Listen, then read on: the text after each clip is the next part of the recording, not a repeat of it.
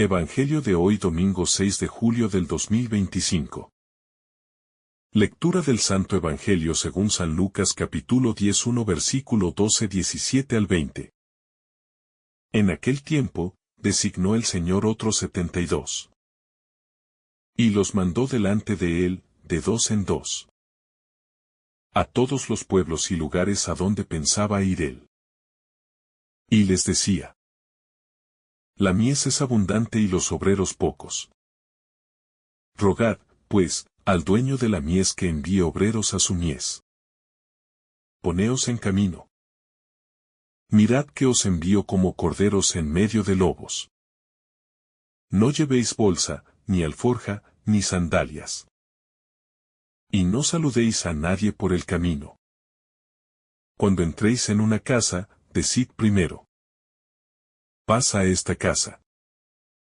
Y si allí hay gente de paz, descansará sobre ellos vuestra paz. Si no, volverá a vosotros. Quedaos en la misma casa, comiendo y bebiendo de lo que tengan. Porque el obrero merece su salario. No andéis cambiando de casa en casa. Si entráis en una ciudad y os reciben, comed lo que os pongan. Curad a los enfermos que haya en ella, y decidles: el reino de Dios ha llegado a vosotros. Pero si entráis en una ciudad y no os reciben, saliendo a sus plazas, decid: hasta el polvo de vuestra ciudad, que se nos ha pegado a los pies, nos lo sacudimos sobre vosotros. De todos modos, sabed que el reino de Dios ha llegado. Os digo que aquel día será más llevadero para Sodoma que para esa ciudad. Los 72 volvieron con alegría diciendo: Señor, hasta los demonios se nos someten en tu nombre. Él les dijo: estaba viendo a Satanás caer del cielo como un rayo. Mirad, os he dado el poder de pisotear serpientes y escorpiones. Y todo poder del enemigo, y nada os hará daño alguno. Sin embargo, no estéis alegres porque se os someten los espíritus. Estad alegres porque vuestros nombres están inscritos en el cielo. Palabra del Señor. Gloria a ti, Señor Jesús. Lucas abre la escena con un verbo decisivo: designó. Antes de cualquier desplazamiento. La misión nace en la intimidad de una llamada personal. El evangelista subraya que la iniciativa no es de los discípulos, que podrían haberse ofrecido voluntarios, sino de Jesús, quien los recorta del anonimato y les confía su autoridad. Toda dinámica pastoral auténtica parte de esta sorprendente elección. Cuando la Iglesia olvida que la misión no es autogenerada, termina generando estrategias sin alma. El número 72 subraya la amplitud del designio divino. No basta con los 12 representantes de Israel. Se recluta un contingente que simbolice la plenitud de las naciones. Lucas, cosmopolita, escribe a una comunidad que ya mezcla judaizantes y paganos. Al hablar de 72, asegura que la salvación no se detendrá en la periferia de Palestina, sino que circulará por las vías del imperio hasta tocar, un día, los confines de la tierra. Los envió de dos en dos. El detalle plantea la sociología mínima del Evangelio. La comunidad más pequeña es pareja, no individuo. Ir acompañado no es lujo afectivo, sino estructura de credibilidad. Quien viaja solo corre el peligro de absolutizar su propia lectura de la realidad. El compañero funciona como espejo que rectifica y confirma. Además, la dupla conjura la tentación del protagonismo. Ninguno puede apropiarse de la gloria, porque la misión está tejida de cooperación desde la raíz. Los envía delante de él. Esta precedencia temporal revela la lógica del precursor. Toda evangelización es, en el fondo, Preparatoria de un encuentro posterior entre Cristo y la persona. El misionero no es el supuesto cope que cierra el acuerdo, sino el jardinero que remueve la tierra. Consciente de tal rol, sufre menos si no ve resultados inmediatos. Sabe que alguien, detrás, germinará donde él sembró. La advertencia, la mies es mucha, es diagnóstica. Jesús no dice será, sino es. Con ello, desarma el pesimismo pastoral, que proclama desierto espiritual donde él ve un campo preñado. El drama no es la esterilidad de la tierra, sino la falta de cosechadores. Ergo, la crisis vocacional no se origina en el ateísmo ambiental, sino en la anemia interior que impide a muchos escuchar la voz que llama. Rueguen al dueño de la mies. La primera reacción estratégica al déficit de obreros es la oración. No la publicidad vocacional ni el marketing eclesial. La historia demuestra que los grandes brotes misioneros nacieron en monasterios que clamaban de madrugada, no en plenarios de expertos. La súplica, lejos de ser pasividad, revela la convicción de que la mies tiene dueño y de que la labor humana es subsidiaria, no principal. Después de orar ocurre el giro, vayan. Aquí la liturgia se transforma en misión. El orante auténtico no puede evadir la hora de la partida. La contemplación desemboca en pasos concretos que, si no se dan, vacían la plegaria. La vida interior que no se hace exterior termina en un bucle narcisista.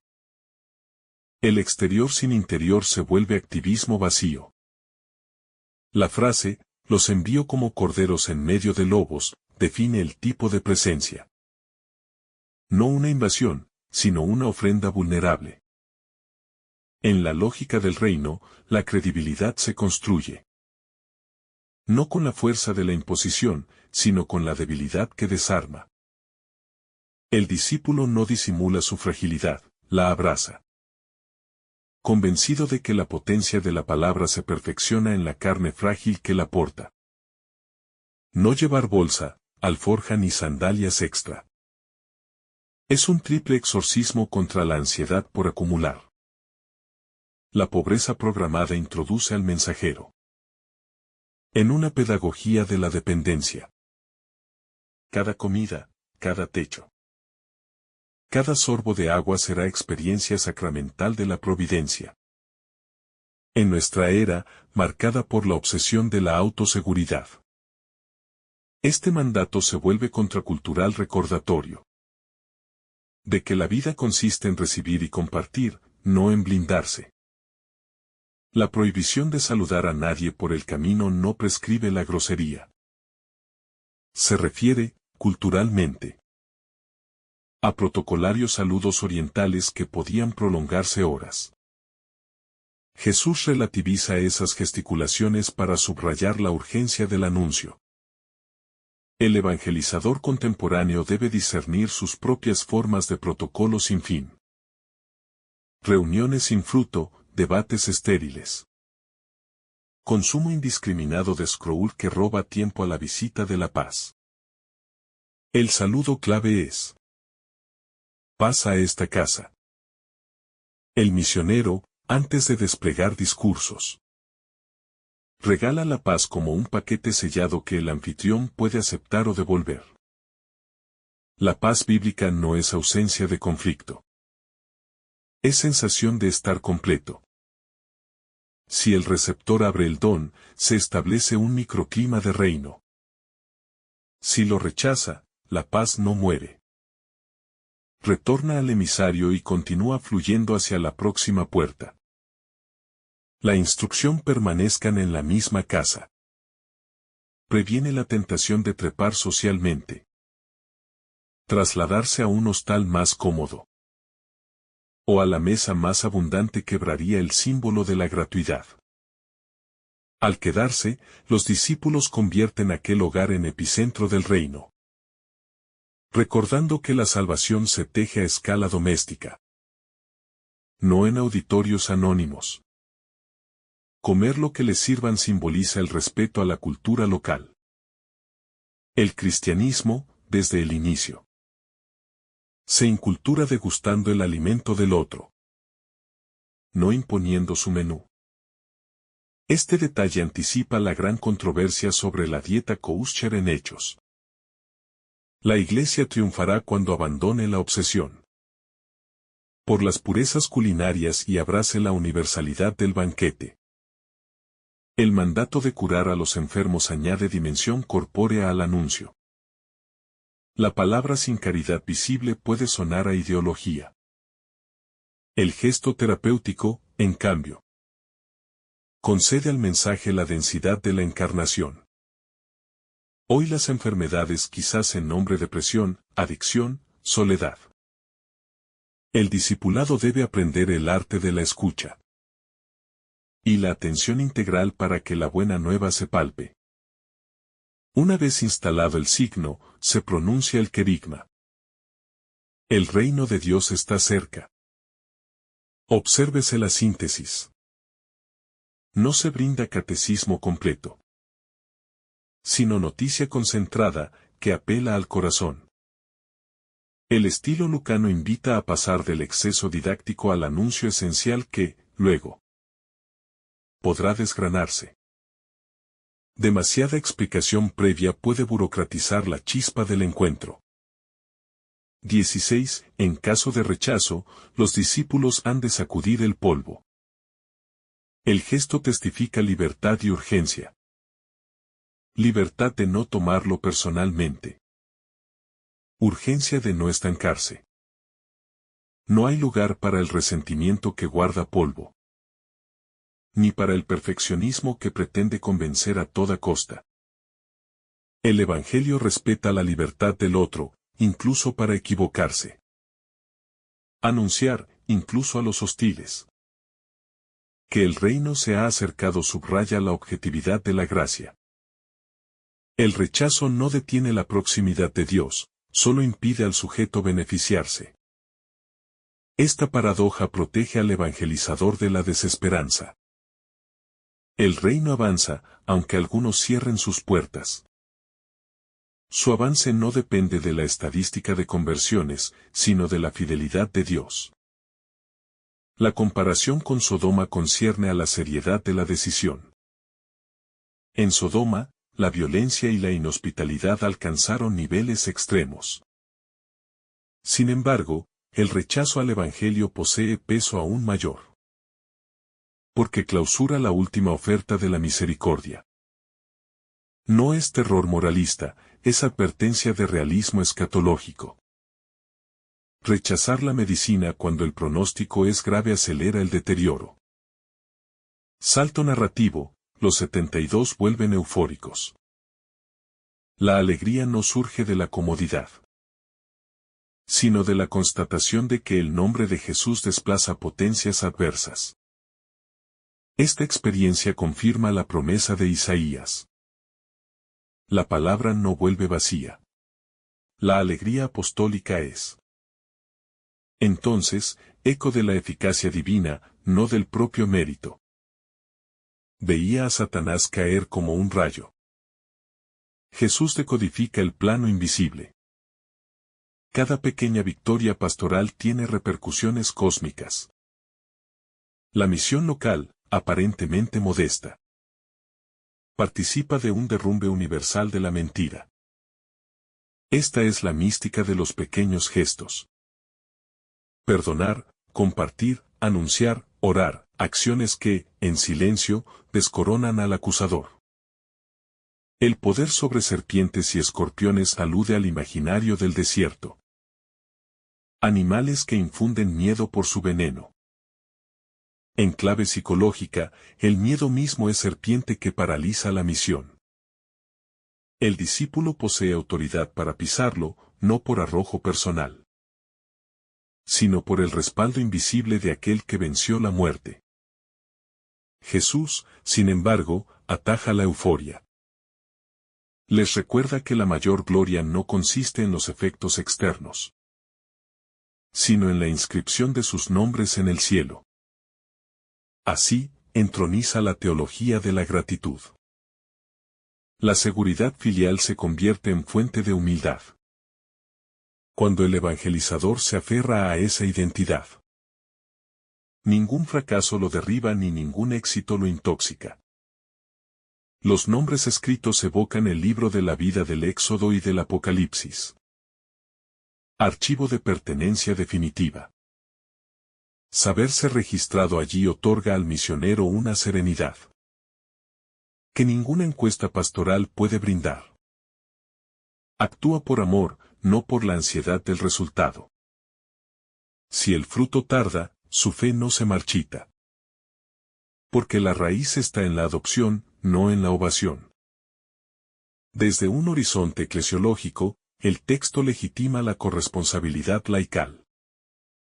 Ni diáconos, ni presbíteros, ni obispos exclusivos. 72 otros participan. La Iglesia que monopoliza la misión. En el clero contraviene esta lógica fundacional. Los 72, la mayoría laicos, inauguran un estilo sinodal de complementariedad de carismas. El envío trasciende la dialéctica centro-periferia. Los discípulos parten a pueblos y aldeas menores, no a los epicentros de poder. La revelación se filtra por la trama rural antes de asaltar la urbe. Hoy, el pueblo puede ser barrio marginal, red social minoritaria, grupo cultural invisibilizado. La misión se expande por los márgenes, que se vuelven nuevos centros de irradiación. Finalmente, el exterior cruza con el interior. Los discípulos vuelven llenos de gozo. El verbo llenar indica plenitud, satisfacción. No se trata de euforia pasajera, sino de cumplimiento del deseo profundo de participar en la obra de Dios. La iguana vieja del aburrimiento pastoral desaparece cuando los hijos salen de casa y descubren, en terrenos inciertos, que el Padre trabaja y necesita sus manos. Jesús, a su vez, estalla en júbilo en el Espíritu Santo. La Trinidad vibra cuando la misión florece. La alegría humana se hace eco de la alegría divina. Esto redefine la mística. La oración no es búsqueda de consuelo intimista, sino comunión con el gozo trinitario, que se expande cuando la historia se deja fecundar por el Evangelio. Desde la ética ecológica, viajar ligero, comer lo que ofrecen. Evitar equipaje redundante. Es una anticipación de la sobriedad feliz encomiada por Laudato Si. La misión como estilo de vida sostenible demuestra que el cuidado de la creación no es apéndice ecológico, sino expresión de la pobreza evangélica. El rechazo no detiene la marcha. Jesús no ordena establecer tribunales, sino seguir adelante. La Iglesia no malgasta energía en pleitos interminables con quien no quiere escuchar. Su respuesta es la constancia, la oración, la oferta renovada de paz. El polvo sacudido se convierte en testimonio de libertad interior. Al curar enfermos, los discípulos visibilizan un reino sin fracturas entre cuerpo y espíritu. La caridad integral impide que la evangelización se reduzca a discurso o el servicio social a filantropía sin palabra. El binomio anuncio-sanación pervive hoy en proyectos de desarrollo humano inspirados por la fe. El pasaje invita a revisar nuestro equipaje. ¿Qué bolsa pesa tanto que ralentiza nuestros pasos? Quizá una reputación que defender. Una estabilidad que no queremos arriesgar. Un perfeccionismo que nos hace aplazar la misión. Viajar con menos abre espacio para la sorpresa del espíritu. Pisar escorpiones no es invitación a pruebas suicidas, sino metáfora de inmunidad espiritual. Quien vive en Cristo deja de temer a los dardos envenenados de la crítica o del fracaso. Su seguridad descansa en la palabra, sus nombres están inscritos. Contra esa roca, los venenos pierden su poder. El 72 es cifra abierta.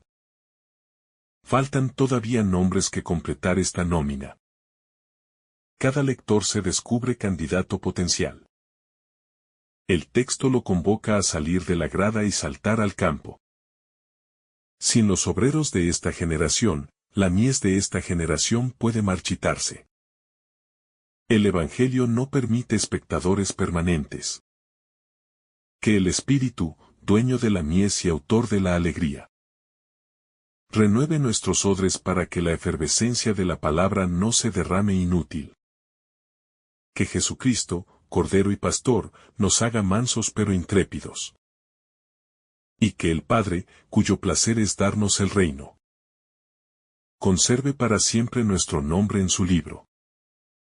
Mientras nuestros pies, ligeros de polvo y llenos de paz, siguen cruzando puertas al ritmo infinito de su llamada. Si esta reflexión te ha gustado, recuerda dar like, dejarnos tu intención en los comentarios y activar la campana de notificaciones, para que todos los días recibas estos mensajes. Te saluda tu hermano Francis deseándote un día lleno de bendiciones.